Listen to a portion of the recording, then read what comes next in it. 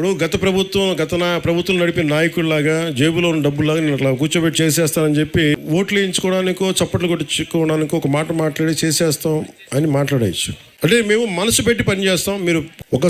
మీరు అల్లూరు సీతారామరాజుని గుర్తుపెట్టుకుంది నేల. మీ హక్కుల కోసం పోరాడే వాళ్ళని గుర్తుపెట్టుకోండి. మనం ఎవరైనా సరే ఉద్యోగాలు ఎలా వస్తాయి మీరు ఆలోచించండి. స్కిల్ ఉండాలి, బయటికి మీ సమర్థత బయటికి తీయాలి. మీరంతా చేసేది ప్రకృతి వ్యవసాయం. ప్రకృతి వ్యవసాయానికి కావాల్సింది మార్కెటింగ్ కెపాసిటీ కావాలి.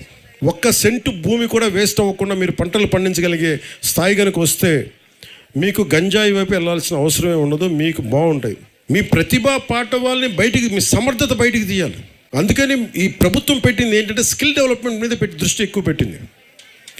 హక్కులతో పాటు, జీవోలతో పాటు, కాన్స్టిట్యూషన్ పరంగా, రాజ్యాంగ పరంగా హక్కులు లభించేలాగా ముందుకు తీసుకెళ్లడంతో పాటు స్కిల్ డెవలప్మెంట్ చాలా బాధ్యతగా తీసుకున్నాం.